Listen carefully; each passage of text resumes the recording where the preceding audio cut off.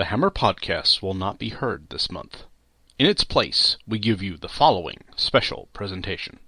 Legends of the Superheroes. For centuries, the world has been protected by a group of extraordinary men and women who have dedicated themselves to fighting crime. Greetings, and welcome to Legends of the Superheroes, a production of thehammerstrikes.com, where we explore the live-action appearances of your favorite comic book heroes. I'm Gene. I'm Chris. And I'm Mike. And tonight we're going to be covering what I personally consider to be the greatest superhero TV show of all time, The Incredible Hulk. I won't disagree with that. Can't disagree with that. Yeah, I mean... Oh, actually, I might be able to disagree with that. Well, I can disagree with myself only in the fact of Linda Carter. But for when I remember watching the show when I was a kid, that was the be-all, end-all. Oh, Incredible Hulk's on, I'm in front of the television. And the weird thing is, I don't remember how I discovered the show. I remember how I discovered it. Well, why don't you tell us how you discovered it? I remember that I discovered it through an episode of Mr. Rogers' Neighborhood. I love that episode. That's my where favorite David episode. Banner needed some work and was covering for... But, the land of make-believe was never the same. It was never the same, no. But, it was, Fred Rogers and I guess it was Mr. McFeely or whatever kind of went to the set of the Incredible Hulk. And I remember that one of the things I remember that fascinated me was the Lou Ferrigno getting his makeup put on. Yeah, with the forehead and the nose and everything. That was great. Because as that was, you never really ever get to see that. You never got to see the behind the scenes stuff. And as a kid, that was insanely cool. Yeah. I have a vague memory of that. My introduction to this show, I had aunts and uncles that were teenagers when I was young. Mm-hmm. Or teenagers in early 20s and whatnot. When the show was on, or they grew up with the show. So they were big fans of it, so I always wound up watching reruns and probably even some first runs with them initially, and it was superhero stuff, so I think I was just into it. Yeah, it's one of the things, I think that show actually directly led me into comic books, because, and people who listen to my show know, my first ever comic book was an Incredible Hulk comic.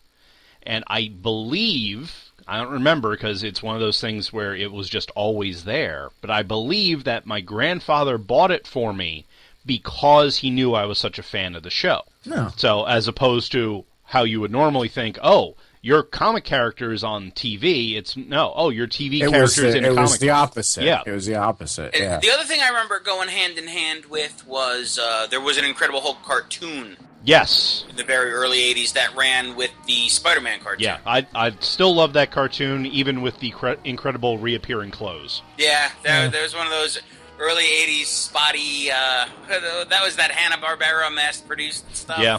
where things kind of got a little wacky. Well, no, it wasn't Hanna-Barbera, it was Sunbow. Sunbow, that's right. Sunbow did all the Marvel stuff. Yeah. Because they also did Spider-Man and His Amazing Friends. And G.I. Joe. Did they do Transformers, too? I don't remember. They might have, because there was definitely... I know now we're talking about completely different shows, but there was a G.I. Joe Transformers crossover late in the Transformers run. Yes, I remember that. But anyway, back to the TV show. Actually, now that I'm thinking about it, one of the episodes of Incredible Hulk I watched to prepare for this had a Transformer on it. Oh? Scatman Crothers is in the My Favorite Magician episode with Ray Walston. Yes. It's always good to see Scatman Crothers in something. Yes. And he always looks Maybe exactly the best voice same. in entertainment. Yes, he never aged. No, I think he aged all at once and it just stayed that. Yes. But from... One Flew Over the Cuckoo's Nest till whatever the last thing he made was Twilight Zone or whatever it was, he looked exactly the same. Yeah. But with going back, it was a great show that I watched. I loved watching as a kid. My only criticism probably of it as a kid was it didn't have the other superheroes on it. Right. Because when Incredible Hulk showed up on Amazing Spider-Man or Iron Man showed up, that I always watched an episode of Hulk waiting for him to show up in the town that Spider-Man lived in, or Batman lived in, because I didn't know there was a difference back then. Right. When I was a kid, I didn't know that we're two different worlds. They were all superheroes. All the action figures were the same size. Yes. There were standards back then. Yes. 3 3/4 inches. Not so much anymore. No more. That's for another time. But with going back and watching that pilot episode, I don't know if I ever saw it or if I don't remember seeing it, with it being the two-parter. And I guess the classic introduction and telling you the story and looking for the strength hidden inside of men, I always felt that was like a selfish thing.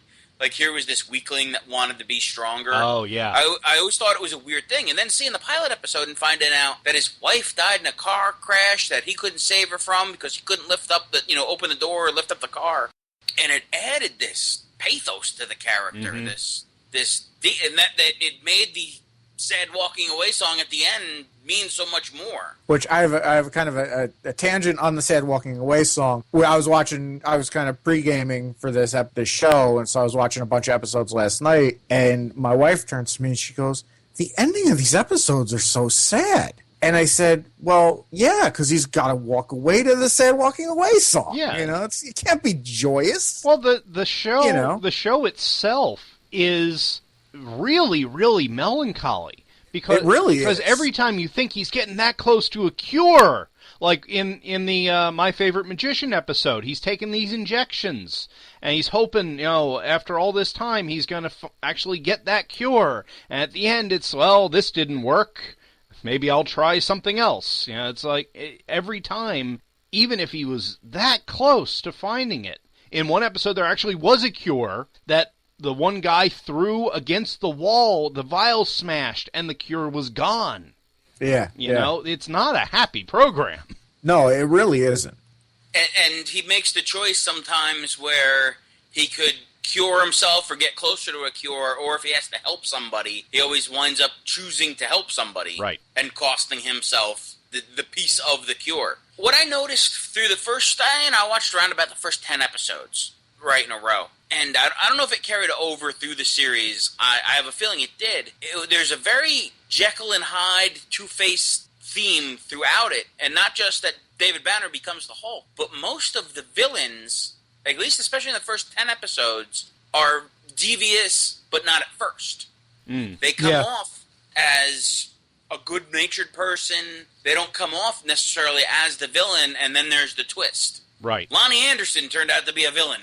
Yeah. And that was what I was going to say, was I was having fun with it, watching the first handful of episodes and seeing people that I recognized, maybe not, that went on to become giant stars in, film and TV, but people I recognized from other things. Like, I think the second, or actually it would have been, I guess, the first episode after the two-part, technically the two pilots, right? Yeah, the pilot movie, I guess, is the way. And then there was another two-parter episode.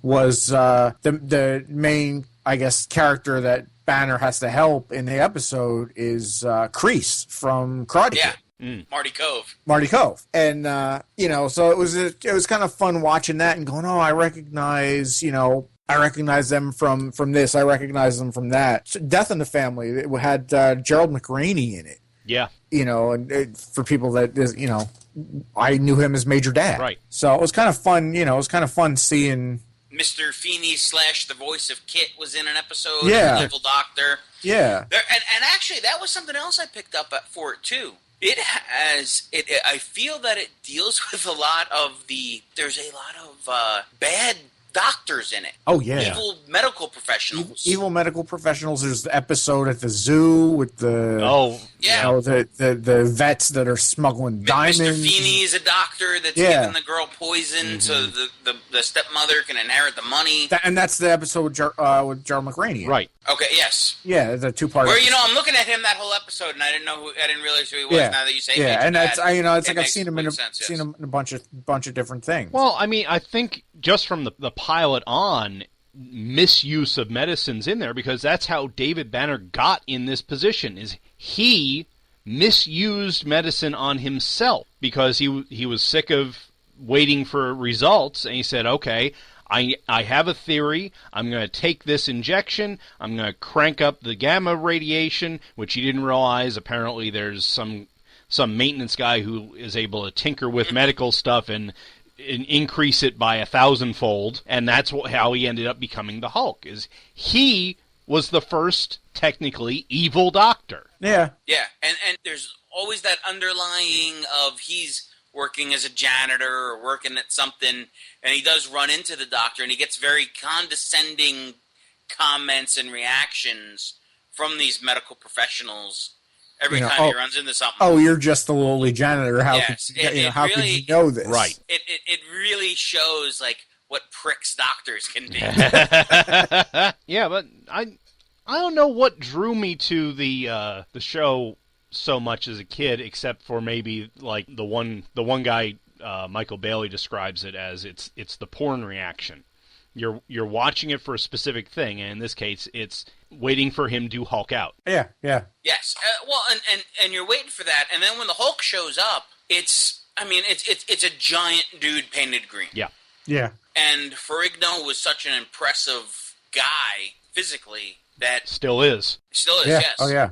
And he could just capture the attention. Yeah, and I have to say, for all any criticism of him or anything, the man could mime. I mean, some of the acting he does as the Hulk, where he can't say a word, just his expression under all that makeup is still really, really good. Yes. Yeah, and there's a lot you can see the way he's the way they portray the character being gentle with children, animals. Well, kind of animals. He does in the first couple episodes. He does fight a bear and a gorilla. I was cracking up over the gorilla fight. I had to go back and show that to my wife last night. The gorilla fight. Yeah. But then the gorilla fight, and then he hides out in the tiger. In the tiger pit, and he's petting. He's petting the tiger cub. He's petting a baby tiger. He's petting the baby tiger. And then what I just thought was great about that was he gets up to leave, and the tiger's as David Banner, Bill Bixby gets up to leave, and the tiger's like, "No, don't leave. I was comfortable." Yeah, the tiger's still trying to cuddle with him. But in watching those things, I would kind of I'd run my own inner monologue of Hulk type of comments. Like Hulk like kitty cat, Hulk Hulk no like silly monkey. Hulk. Yeah.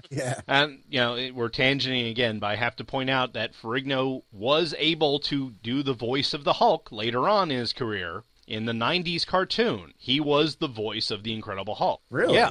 Yes. I did not know that. And I think he does some of the voice stuff now for the Avengers Hulk, the live-action Hulk, the new live-action Marvel Films Hulk. Oh, the Mark Ruffalo Hulk. The Mark Ruffalo Hulk. He's doing some voice stuff for that, some of the growls and grunts and stuff. Well, that makes sense. I did a little bit of research. With this original series, the growls and the grunts were Ted Cassidy. Yes. In the first season of Addams Family fame, Lurch from Addams Family, who's also the guy that does the narration. Right. And then he passed away, and they replaced him with, I'm not going to remember his name. He always plays the crooked cop or prison warden or evil general.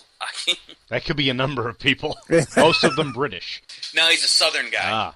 It's the, when you can't get a British guy, you get the Southern guy to be the real. I know I should have wrote this down. You guys keep talking. Let me see if I can find it. Yes. It's on the tip of my tongue, his name, too, and it's just escaping me. Charles Napier. Yes, okay. Charles Napier, who was the villain not the villain, but he was the head of the CIA in Rambo with Marty Cove. Yes. Mm-hmm. Right, yes. And Lou Ferrigno, bit of trivia, was not the Hulk in the entire show. Right. In one scene in the pilot, the original actor cast to play the Hulk is in it. Richard Kiel. Richard Kiel from Jaws from James Bond. Yes. Or anybody younger than younger than us knows him as the very tall guy from Happy Gilmore. Yes. Jaws from James Bond. But the reason that they cast Ferrigno instead is while Kiel was tall enough, he wasn't big. He wasn't built enough. He was thin. So then they went with Ferrigno, who is not as tall, but he is about 5 times as wide. Yeah, and that was one of the things that I was kind of laughing at over the handful of episodes I did watch, was they kept referring to the Hulk as over 7.5 feet tall. Mm-hmm. And I'm like, there's a little bit of a suspension of disbelief there, Well, in the first part of the first season, at least, I don't know if it carried all the way through, is they tried to do a forced perspective with Ferrigno. Yeah. And then they realized this is damn expensive. And not only that, but then he's fighting somebody that's 6 feet tall, and he's They could have had him throw midgets around. In the 70s, you could get away with that. I know one of the other guys that was a lead in getting the role that didn't get it was Schwarzenegger, and he didn't get it because he wasn't tall enough. Right. That would have been weird. That would have been weird. It definitely would have been different. I mean, it still would have worked, and it would have been interesting to see. Schwarzenegger, I'm sure, would have had the same career, and it would have just minimalized Ferrigno's career. Yeah. Or, Schwarzenegger could have gone on to play the Hulk, and Ferrigno could have gone on to play Conan. Who knows, Yeah. Well, Ferrigno did that god-awful Hercules movie. Ferrigno could have gone on to become governor of California. You never know. I think Ferrigno works better as the Hulk because Ferrigno as a person comes off as more sympathetic than Schwarzenegger did. Absolutely. Mm-hmm. Yeah. Like if and I'm using the reference point of Pumping Iron, right? The bodybuilder documentary where they're getting ready to compete for Mr. Olympia, and Ferrigno's the young guy coming in. Schwarzenegger's the established guy. But in the documentary, they show Schwarzenegger as being a prick to Ferrigno and teasing him to kind of take his head out of the game, be in competition. Mm-hmm. Yeah. And that bodybuilding world, like any athletic world, those guys try and get in each other's head. But through that documentary, you get a feel that Ferrigno comes off as a gentler man, as a sympathetic guy. Aside from the being deaf thing and overcoming that handicap. Yeah, he has. There's things that come through in his personality that conveys that childlike. I don't know if innocence is the right word. Those aspects of the Hulk, the sympathetic parts of the Hulk. Yeah. And there's very much. In a handful of the episodes that I watch, there's very much that kind of Frankenstein type thing where there's one episode we mentioned with the evil vets. He comes upon a girl like feeding the elephants, and it kind of was like Frankenstein with the little girl. The little girl. Yeah. Yes. And that just worked out. He what's the word I'm looking for? He expresses that sympathy, I guess. Yeah, well, he goes up to her, and she just treats him like a person. Yeah, and then the mother comes along and starts screaming and kind of chases him away. Right, but I'm sorry. I was going to say, anytime that someone interacts with him on a normal level, like in the My Favorite Magician, Banner hulks out on stage and people, oh, it's great, it's a wonderful performance and all this, and two people afterwards see the Hulk in an alley and say, oh, can we get your picture? And he's just standing there looking at him like, are you nuts? Yeah. And they take the picture, the flash goes off, the Hulk runs away and all this, but anytime that they're just acting with him like you would see someone, oh, he's green, but so what? Then the Hulk is fine. He may be a little confused. That was one of the things that carried over. The show was very different from the comic book. Right. But that was one of the things that carried over, that the Hulk, if you left him alone or were nice to him, he wasn't going to smash it. Mm-hmm. Which is where the Hulk just wants to be left alone line comes from. Yeah. Yes. But then, if everybody left the Hulk alone, we wouldn't have had a show. Exactly, yeah. It's interesting, though, seeing the progression, and I didn't watch everything. I watched some of the first, some of the, jumped around. But watching in the first season, especially early, he's still acting like he's a doctor. Yeah, he's going to pretend he isn't, but like in the one with Major Dad, he's, do you know what that drug actually is, because the label says one thing, but that drug's this color, and you're giving her something that's this color, and so he's still doing his medical knowledge. The further in you get, he starts trying to dumb it down. He starts trying to say, oh, well, I don't know anything about this, while he's doing stuff on the side. But he doesn't come out and say it. He's trying to hide his identity better, I think. No, you figure, in the first season, he's just kind of, he's newly on the run, mm-hmm. and, Now, did Bixby take over directing episodes towards the end of that? I think towards the middle, actually. Towards the middle. Yeah. Well, it was, 4 seasons? 5 seasons? 5 seasons. 5 seasons. So, season 5 was kind of abbreviated, but yeah. But they had a writer's strike or something at that point. I think so. Early 80s. Mm-hmm. Yeah, but that's the Mr. Rogers episode. Bixby is the director on that. Yeah. And I think he directed the television movies. Maybe. I'm not sure. I'm not entirely sure. Now, since you brought it up, what did you guys think of the television movies? He directed. I'm just going to my notes. Okay. He directed The Trial of the Incredible Hulk and The Death of the Incredible Which Hulk. would be the second and third one. The second one. Nicholas Cora did The Incredible Hulk Returns. I'm looking at IMDb for it, and it says Nicholas Cora and Bill Bixby directed it, but we're splitting hairs at that point. Yeah. I mean, this one I'm just seeing on the notes that I have, but you know. That was 1988, Return of the Incredible Hulk, bringing the series back with the television movie. I knew nothing about it other than there was going to be an Incredible Hulk movie. Right. And that was when it went from CBS to NBC, because its original run was on CBS, and then they bought the rights from CBS. Okay. NBC bought the rights to do the movies. And I can remember watching the movie, and I think it started late. I want to say it started like 9 o'clock. I was still in like junior high. Mm-hmm. So if it started 9 o'clock, I was in bed by 10. I watched the first part of the movie. They started introducing the characters. And I think I just got up to I'm Donald Blake, who I wasn't 100% sure who he was. Right. But then with the hammer and Thor showing up, I was the happiest little kid in the world. Oh, no kidding. Yeah. And that was what was kind of cool about the movies, was they were starting to kind of introduce other characters from the Marvel Universe, where the trial of the Incredible Hulk was Matt Murdock. Right. Daredevil. Right. And his super motorcycle. Yes. Oh, wait, wrong show. Yes. I have the complete... When you're ready to do Street Hawk, I have the complete run of Street Hawk. Nice. In a pile of DVDs. I have almost all the superpowered vehicle TV shows. Yeah, when I was a kid, that was always my dream, that Street Hawk, Knight Rider, and Airwolf would have a crossover movie. Right. That would have been so awesome. And Highwaymen. Oh, yeah. That was Flash Gordon in a superpowered tractor-trailer. Yes. With the guy from the Australian guy from the Energizers commercial. Now we're really dating ourselves. Yeah, now we're real, yeah. Some old-ass 80s stuff. Yeah. But the Thor appearance was great. They did some great stuff with that. Yeah, that worked out really well. That, wasn't the, red cape Thor, but it worked in the context of that universe. Yeah, yeah. And then Daredevil was a little different. He was in kind of a black ninja costume. But the Daredevil appearance, they also had Kingpin in that episode. Yeah. John Rhys Davies played Kingpin. And they were definitely kind of, maybe we'll spin a pilot off of this. And I do remember reading something, Wizard might have just started around then. So there were articles in the magazine about those shows. Right. The Hulk movies. And there was some talk about almost a Marvel Comics Presents TV show, where 1 week you'd get the Hulk, 1 week you'd get Thor, 1 week you'd get Daredevil, or, a crossover, two of the characters doing something together. Yeah, because those movies they always ended with, and this hero is now going to go on to do other adventures. Why don't you watch them? Yeah. And the death of the Incredible Hulk actually initially they were going to do... They're going to introduce She-Hulk. Okay.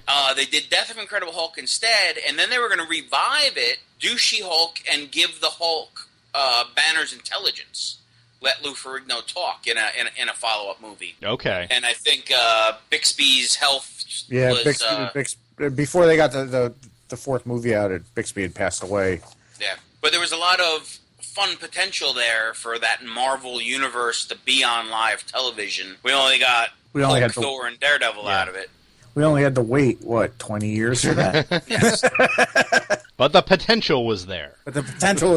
And are you guys aware that this TV show is directly responsible for the creation of She-Hulk? Yes, I did read that in a little bit of the research that I was doing. That they were going to introduce a female Hulk character, and Marvel wanted to cranked out the She-Hulk character quickly, so they would own the rights to it, and the television studio would not.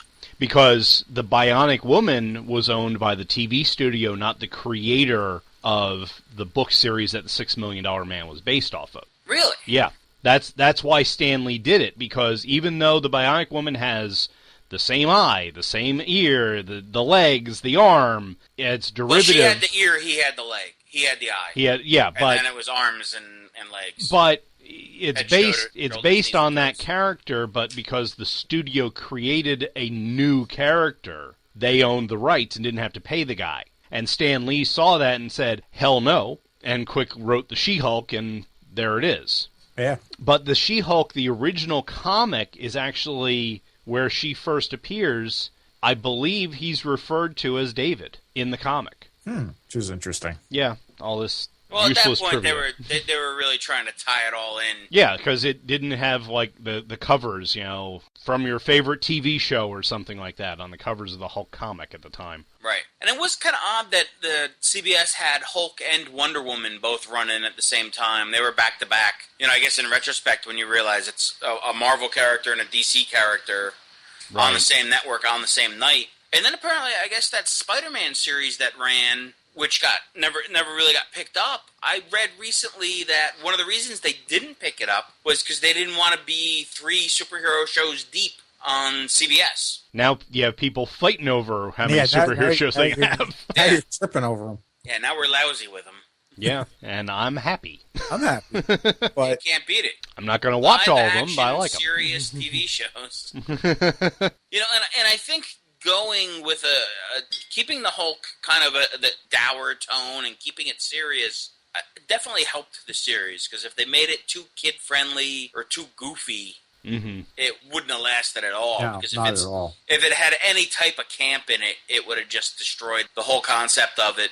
And once you start to be silly when there's a big guy painted green, right? Yeah, you have to believe that is real, or the show doesn't work. Yeah, right. Yeah. It's like Looney Tunes. I've used this analogy a lot recently, but The Incredible Hulk is one of those shows that you can watch as a kid and get a kick out of the Hulk throwing people around, and then watch it as an adult and just realize how much David Banner is dying inside every time he has to leave something. Like the one I watched tonight right before we got on was called Sideshow, and he ends up in a carnival kind of thing, and he's helping this one mentalist woman, and they're getting hot and heavy. Yeah. And at the end, because the Hulk was seen by everybody, he has to leave, and you can just the look on his face, he's smiling, but you can see in the eyes it's killing him to walk away from her. Yeah.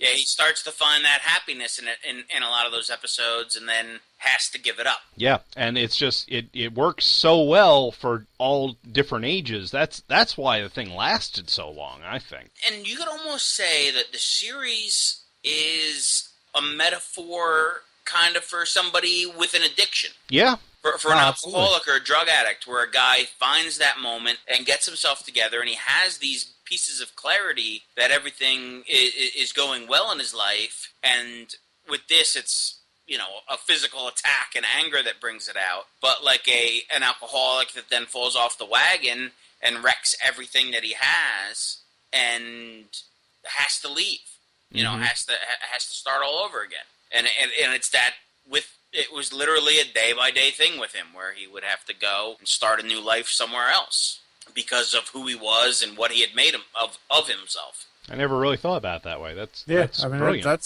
is. And I was a little worried coming into this, because I hadn't seen the show in 30 years at least.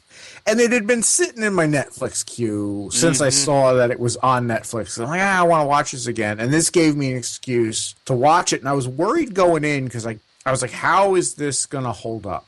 Yeah, I felt the same way. Surprisingly well. Yeah. Surprisingly well. I would every once in a while it would run on Sci-Fi Network or something. I'd catch a little piece of it and watch it here and there. But my strongest memories is kind of Lou Ferrigno throwing stuntmans through walls, breakaway doors, and right. and stuff. Yeah, wrestling a guy in a gorilla suit, Yeah. Yes. Yeah, but when we had first talked about doing this, that's when I went back and I rewatched the pilot. And you could put that on TV today and it works. Oh, absolutely. It's great how well that holds up. Yes. The story that's told in the pilot is a great story. It was definitely and I think it was one of those things where they took a shot of, we made a movie, and they did such a good job with it that it generated the series. Right. Yeah. I'm sorry, go ahead. I was just going to say, everything you need is in that opener, and for me, it works better than the comics, than the comic origin. Because the comic origin, whether it's a gamma bomb, a gamma reactor, whatever, it's all happenstance that Banner gets turned into the Hulk. Whereas this, it's something it's by his own hand. It's by his own hand, and it's because he was so obsessed. You see in that pilot that he is irrationally obsessed with finding this answer. And it's definitely a stronger origin for that element of the character. Right. And that's with the first Hulk movie, the Ang Lee directed Hulk movie, the Eric Bana one. Mm-hmm. The Nick Nolte's character is that obsessed 1970s David Banner. Right. And the Eric Bana character is closer to your comic book Hulk, where the two guys, and that movie, even though it's not great, it tries to pull a little bit from both the series and the comic book, mm-hmm. and misfires, where the second movie with Ed Norton does a better job of pulling from both, but making it a more interesting movie. Right. Yeah. And that movie, the Ed Norton movie, that was just such a love letter to this show that it's amazing. I mean, from the how he became the Hulk to him going and, I'm Bruce, this is my last name beginning with B thing, and he's working as a maintenance guy. It's like I don't know too much of the story behind it, which is bad. I normally watch all that stuff. But it's like that whoever made that movie just said, I love this show, that's the movie we're making. They made it, and it's for both. That movie is both for the comic book fans and the fans of the TV show. Yeah. Where there were definitely elements that they tried to do in the Ang Lee one, but it went into too much of the dark psychological aspects of it, that it wasn't the superhero movie people wanted to see. Yeah, it was too much the tortured little kid acting out kind of background of the Hulk, which is why I think why that movie is just called Hulk, because there's nothing incredible about it. Very good point. Foresight. Now, on a less serious note, I guess, for the Hulk and the legacy of the Hulk, that one of the things that the TV show created almost by accident. Lou Ferrigno was doing talk shows promoting the show. Mm-hmm. And he appeared on some morning talk show, and there was also the professional wrestler Terry Bollea was on at the same time. And here's Ferrigno standing next to Terry Bollea, and Bollea had just showed up in WWF, and they had given him the Irish last name of Hogan, and he was going to be Terry Hogan. And the guy on the talk show said, look at you, man. You're bigger than the Hulk. And he goes, well, that's who I am. I'm the Hulk. The rest is history. I'm the real Hulk. And Terry Hogan became Hulk Hogan, and the golden age of wrestling was created. Yes. Because of the Incredible Hulk television show. And that's and if you look at the Hulk Hogan character, he comes out and he tears his shirt off. Yeah, and he flexes and does the growl and everything. When he gets beat up, he hulks up. Yeah, he gets angry. He gets angry. He gets angry. He gets stronger. And that's why for years, and I think they still do, Marvel owns a piece of Hulk Hogan and his name. That's why they would try and call him Hollywood Hogan and call him different things, so they didn't have to pay Marvel out every time they used the word Hulk. Right. Because it wasn't just the word Hulk, it was a proper name, and that character was a homage, parody, ripoff of Lou Ferrigno's Hulk. Yeah, absolutely. So maybe it is the most important TV show ever. It might be. It might be. It really second, might be. Star Trek. I always say Star Trek is the most important TV show ever. And then after that, maybe it's the Hulk. Because Star Trek invented all kinds of every nerd that watched Star Trek in the 60s then invented computers and cell phones and allows us to do this today. Yes. Exactly. And the Incredible Hulk show gave us Hulk Hogan and an hysterical Family Guy bit. Yeah, well, I mean, for us, the three of us specifically, I think both Star Trek and the Incredible Hulk ended up forming most of our lives. Yeah, it really did kind of get us all to this point. Yeah. Well, we kind of had a golden age of fun action TV shows in that age group, that late 70s, early 80s television, because we had Hulk, we had Wonder Woman, we had Star Trek reruns, of course, and Batman reruns, stuff coming out of the 60s. But then Battlestar Galactica, Buck Rogers, all the shows that I'm sure you're planning on talking about on your thing. Yes. And it was all that time period. I do remember hitting a point in the 90s with television, and I'm like, where are the fun action TV shows? Yeah, the TV shows where you could fire 5 million bullets and no one person actually gets hit. but you didn't care. Yeah. You know, the A-teams, the Knight Riders. Where a car flips over and both guys get out on the side. Yeah. Right. Yeah. The bad guys get out of the side and dust themselves off and shake their fists angrily. Run. Yeah, it wasn't realistic, but who cares? Who cared? It was fun, and we'd kind of lost that for a while. I think we're starting to get it back a little bit. Yeah. Oh, definitely. I think there's a lot of fun action shows now. You know, we have a Marvel show. We have a couple of DCs. There's going to be 3 DC shows on this fall. We're getting a quasi-Batman show, a Green Arrow show, and a Flash show. Now, with the other, you know, in this genre of the superhero show, and now we know that with the Netflix is doing Iron Fist, Power Man, Daredevil, some of the street-level heroes. In you guys' opinion, what hero do you think is good for a TV show, but that might not be able to necessarily carry a movie? I would say really depending on the type of show, like what the mood of the show is. Probably more of the street-level heroes would be better on a TV thing. You know, less galactic importance and more like Equalizer kind of shows. You know, they have to come in and help the little guy because, you know, all other avenues have failed. You know, and I think, you know, Daredevil, Power Man, Iron Fist, those are perfect for that kind of thing, especially if what I heard is true and they're putting Daredevil in the 70s. I've heard that. I don't know. I want to see the Power Man show in the 70s. Oh, yeah.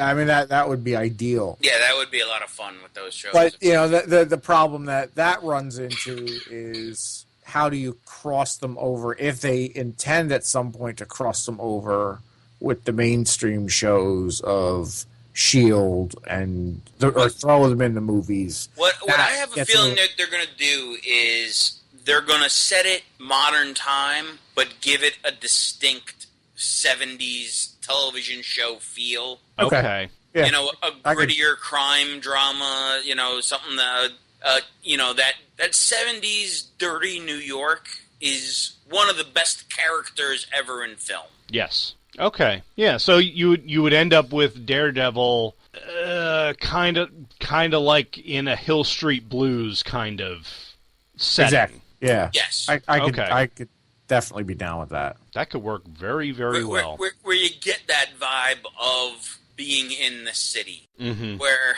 you know, there's an interesting thing about being in New York City at night and the sounds that people don't have screens on their windows in New York. Mm-hmm. Because there's no bugs in the city. Right. Not the way that we have bugs in the suburbs. And I was amazed. I was house sitting at an apartment. We were watching a cat. And we opened these windows. And I'm like, they don't have screens. And I'm like, I guess they don't need them. And just being close to Times Square and having that drum of life outside and that vibe, that heartbeat of the city. If that Daredevil show can capture any of that, that's what's going to make it work. Mm-hmm. And that early 80s point in Daredevil was the greatest point of in the run of the comic, the Frank Miller stuff. Oh, yeah. I think I know we talked about on the Ninjaverse podcast, we talked about if they brought Blade back as a series, you know, that kind of worked. You know, they could even bring back not necessarily just Blade. They could do the whole, what the hell was the name of the group? Spirits of Vengeance. No, that was... It was Darkstalkers, was that it? Darkstalkers? Yeah, but it was with the vampire, private detective, Blade, the Von Helsing descendant inventor. Yeah, yes. That's right. I was thinking the Ghost Rider group. No, that was the one with Hannibal King. Yeah, Hannibal King was the vampire, yeah. Yes. It was portrayed by Ryan Reynolds, who plays every third superhero. But that little niche may have already been taken over by Constantine. Yeah. They might try and stay away from that, because that kind of gets into Supernatural and Constantine. Yeah. And you'd be making the same show that you already have 2 versions of. Even Grimm is kind of like that. Yeah. It all depends on how you handle it. I mean, if you do it less, like Constantine's going to be ultra-violent, if the comic is any indication. If you go more on not campy, but less actual violence, like, you guys remember that Dracula TV show from the 90s, where Dracula was a businessman named Alexander Lucard? I don't No, I don't know if I remember that. Yeah, I don't know if I know that one. I remember the werewolf series from the 90s. I think you're making it up. I think it was one of those USA shows. Oh, yes. The old school syndicated cable television. It was only around a season or something, but it wasn't violent, but it had that intensity. Like, anytime you saw Dracula, it was like, oh crap, what's he going to do? But I don't think they showed one drop of blood. On a vampire show. Right. You could do it. With good writing, you could do it. Now, with this, with these Marvel Netflix shows that are coming up and being in New York and trying to go for that 70s feel, if they could get Mark Ruffalo just to show up as Bruce Banner, not even turn into the Hulk, but just one of those... Just he's a cameo. Working under an assumed name. Mm-hmm. Just a little cameo, and he's there, and he acts as Bruce Banner, and he leaves before, anything happens. And I don't think that's out of the question. Yeah. I really don't. Especially with the way, Sam Jackson's shown up in S.H.I.E.L.D. Yeah. Yeah, the way they worked him in, it made a lot of sense because with that show, normally the director wouldn't necessarily be involved because it's this offshoot group, and he managed to get himself in. Even if it's a 30-second cameo at the end of an episode, a little stinger at the end of the episode, and it's kind of nice to be able to tie everything together. And I think having Ruffalo show up an episode and really not be Hulk, just be Banner, right? Yeah, I think same thing with Robert Downey Jr. showing up briefly as Tony Stark and not Iron Man. Yeah. Mm-hmm. They have a lot of leeway now that they've connected those two worlds. Yes. Of the really television and the movie world. And it makes for a lot of fun. Possibilities, yeah. And you're getting a weekly dose of your movie characters almost. Yeah, and it was really nice, at least with Agents of S.H.I.E.L.D., where they did the build-up to Winter Soldier. And if you watched Winter Soldier cold, you were fine. But if you watched Agents of S.H.I.E.L.D., you knew something was going on. There was something in the background in S.H.I.E.L.D. going on. You didn't know what. So it just adds this layer to it. It's like if you read the Avengers, read the comic book from the time period that I like, 80s, and Captain America's in it, and he's, he just makes an offhand comment, and you have the letters box, see what he's talking about, go here. But it doesn't stop you from enjoying that comic you're reading. Yeah. Right, but if you had read the other stuff, you would have said, okay, that's what he's talking about. It's the same thing. This, the TV shows and the movies, you can enjoy them each individually. But if you see all of it, then you have such a much richer tapestry to work with. And that's what... and to bring it back to the actual topic of the show, that's what Marvel seemed to be laying the groundwork with the TV movies. Yeah, where they were starting to introduce those characters, Thor and Daredevil and Kingpin and all that. And, we could have had this, we really could have had this, what we have today 20 years ago. Yeah, but then you would have had that weird Iron Man suit. Yeah. What is that weird Iron Man suit from? I see that picture, and I remember seeing that years ago. What is it? I don't. It was a movie, right? Yeah. It was like a TV movie. A TV movie, and for some reason, I remember it being like distinctly Canadian. Google is my friend.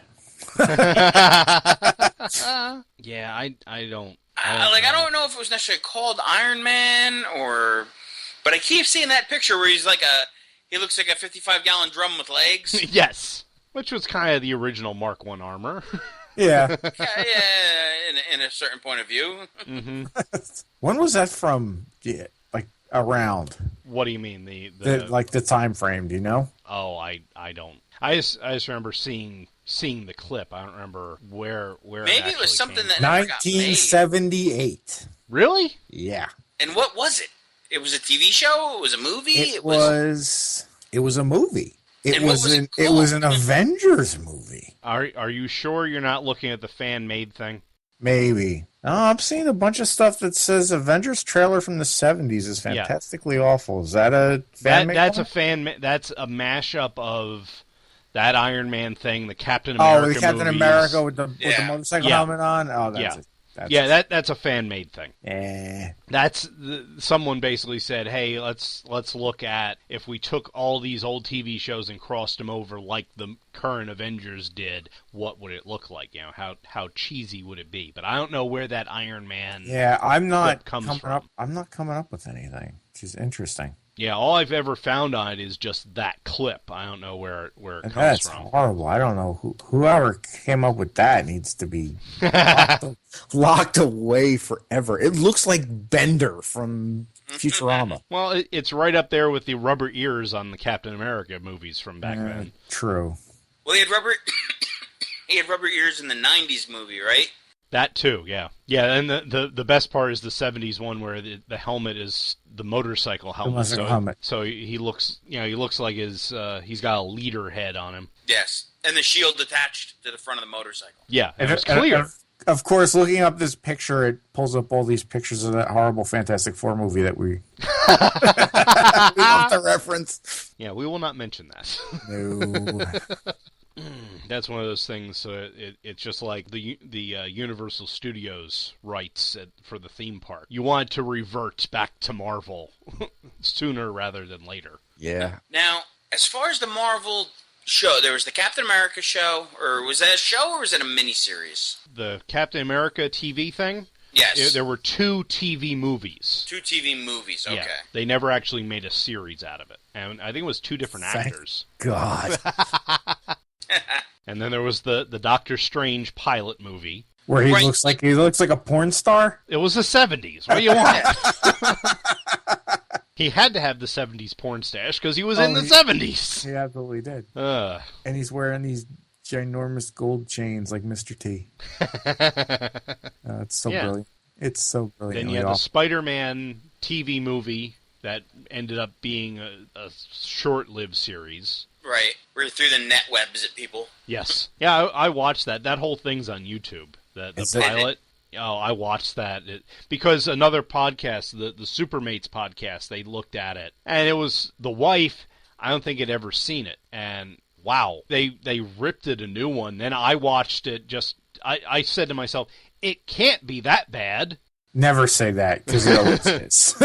It always is. It surprised me. I mean, you have the guy with the reflexes of a spider, and he can't get out of the way of a car driving at 2 miles an hour. Yeah. I don't remember much about that. I remember Spider-Man being on the Electric Company. Yeah. I do remember that, and he never talked. No, but he had the thought bubbles, because he was a comic book character. Now, what the other Marvel attempted series that I remember, and this one was from the 90s, the Generation X live action show. Yes. Ooh, I missed that one completely. I never saw it, but I think it lasted an episode or two, and it wasn't very good. It was just a movie, and it never got picked up. It was whatever that was, mid-90s, when they introduced the Generation X characters. Right. So there was a team of mutant students led by Banshee and the Jubilee. And then, it was Jubilee. And then Jubilee Skin. No, it was Jubilee Husk. I'm not even going to remember now. I got to look it up. Jubilee, Husk, Chamber. Chamber was a weird character because he was missing half his face because he blew up or something like that. I don't know. Yeah, his power This is so not Hulk related. Yes. Yeah, because you guys never go on tangents. I was going to say, this is a complete, for anybody that has never listened to our show, this is pretty much what we do. Well, we start talking Marvel. Start talking one thing. Properties. We will bring it back around. We always. You should listen to the Batman episode I did with the guys from Back to the Bins. Tangents all over the place. We tied in the traveling Wilburys to Batman. Wow. Listen to the episode. It actually made sense at the time. Listen to the episode. I'll have to go and look at that. Okay, the Generation X movie. You had Banshee and Emma Frost. You had Jubilee. You had Skin. You had Mondo. Steve McMichael was in this? Yes. You had M. I don't know any of these characters. They were like the original Generation X Now, was characters. Judi Dench playing M at that point, or was that still the other? M was, what was her character's real name? She was a very unusual character. I don't even remember. It was St. Croix something. Monet St. Croix. The fact that you had the guy, Skin, who could stretch his skin out to wrap people up in it, and you're saying that M was a weird character? Wow. In the book, she was this snotty, kind of uppity girl that, I forget what her passion, she could fly and she had super strength or something. And then at some point, when she got beat up, it turned out that she split and she was really two 12-year-old twins that could combine and form one 18-year-old girl. By your powers combined. Yes, something odd like that. And to wrap the whole Generation X thing up... She had a pet monkey? The villain was played by Matt Fuhrer, Max Headroom. Yeah, that's right. Okay. That's right. I kind of remember that now. I don't think I ever saw it, but I kind of remember it. I don't even remember it, and that's probably a good thing. Yeah, I remember watching it. It was on Fox. I remember watching it when it premiered. Yeah, all right, I'm bringing up some of the character. They had they created some characters for it because Chamber and Penance would have been too hard to do special effects for the show. But that has nothing to do with the Incredible Hulk. That's just that. You know what?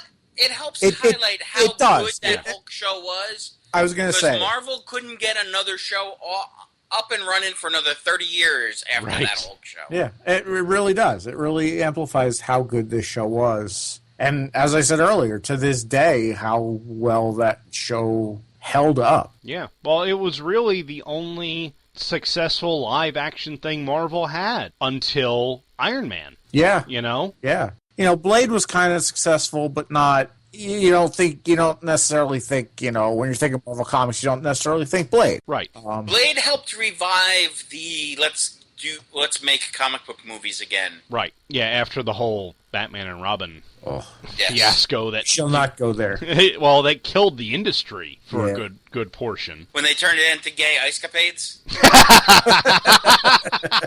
I'm never going to look at that movie the same way again. Yeah. No, you're not. Actually, I'm never going to look at that movie again. Yeah, oh, man. I refuse to add it to the collection. I just... And I'm kind of... When it comes to my DVDs, I'm kind of a completist, but I refuse. I just can't do it. Yeah, well, the only reason I have The Dark Knight Rises is because I got it for Christmas. I didn't buy it. I still haven't watched it. But that still has nothing to do with The Incredible Hulk. No. Oh, I just came across another failed Marvel series. Or attempt at a series. Nick Fury, Agent of S.H.I.E.L.D. With David Hasselhoff. Yes. Because the Hoff had such a great show in the 80s. And then how could he not have a good show in the 90s? The Hoff had two fantastic shows. Well, yeah. I mean, at least on that world stage. Right. And they has German singing. Yes. Oh, this is interesting. I just brought up that that Doctor Strange television movie. Yeah. Jessica Walter from Arrested Development was in that. She played Morgan Le Fay. Ah, that's another movie I have to watch. That's one of the few that I have not seen out of all the failed Marvel attempts. Most of them, I think, passed me by just simply due to I didn't see them when they were first on and had no interest in any other time they came up. And some of these, if you haven't seen them yet, I highly recommend watching them because they're just that bad. Well, that's kind of part of the impetus of me doing this series of shows is I want to see these things. Yeah, yeah. I mean, there was just so many possibilities out there. Even going all the way back to the 40s with the serials, like the Batman serials, which I have on DVD. I watched the first couple of the, the Electronic Brain, I think, where if you have the DC Comics music CD, the 75th anniversary CD, that's one of the Batman songs on there is the opening. Nice. I never saw any of those Batman serials. I've always been aware of them. I was always a big fan of the Max Fleischer Superman cartoons from that point. Yeah, those are great. And those, I didn't know until recently, and this is another thing where I don't understand how I didn't know this, but the voice of Superman in those cartoons was the same actor from the radio program, Bud Collyer. Okay. So he was doing Superman on both, and he's the guy that came up with, because he was on radio, came up with this is my Clark Kent voice and this is my Superman voice. So and they actually had people writing into the station wanting to know who the other actor was because he was so good at it. And now we're subjected to the Batman voice. Well,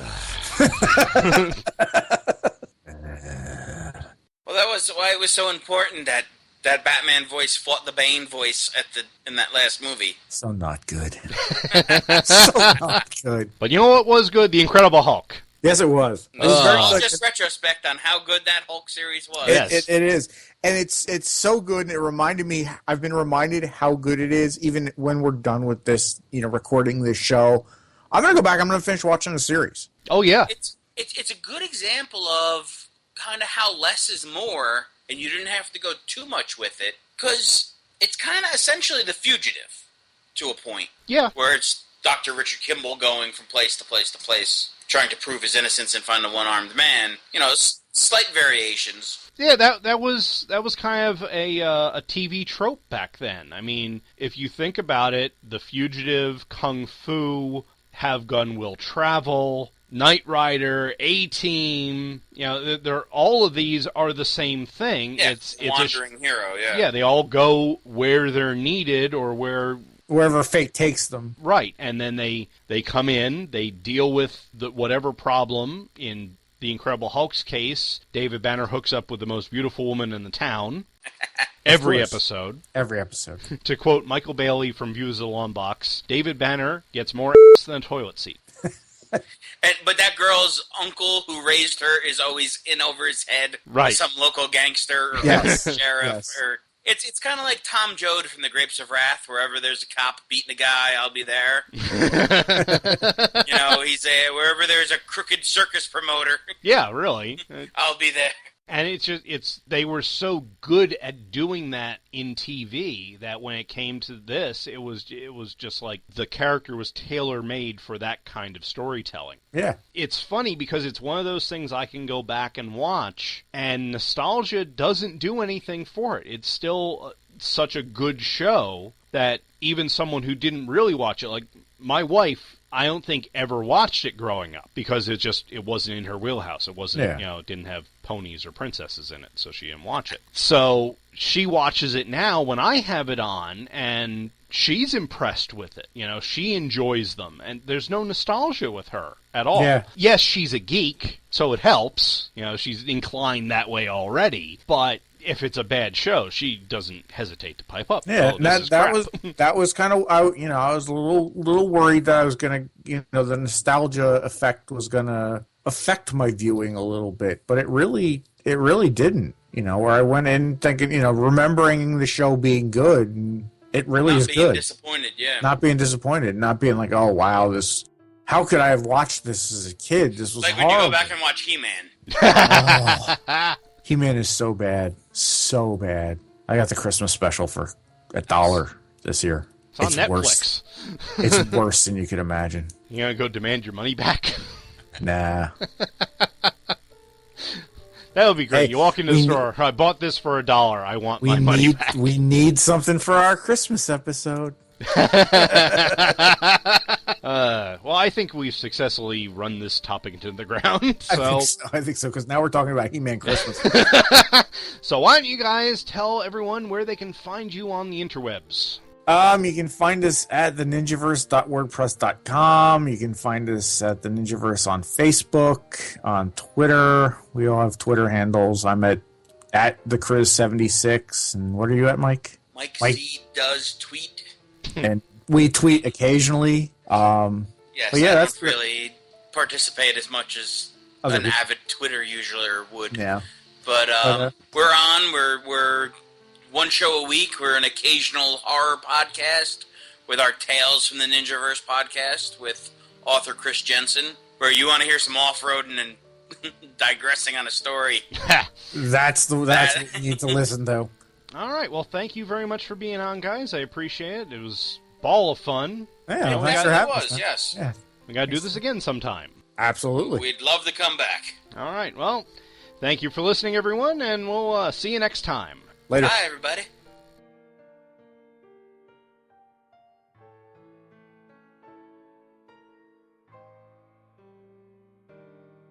Legends of the Superheroes is a production of thehammerstrikes.com and focuses on examining live-action versions of superheroes. If you have any questions, comments, or suggestions, please send an email to legends@thehammerstrikes.com. Please look for The Hammer Strikes on Facebook and Google+. Part of the Two True Freaks Internet Radio Network.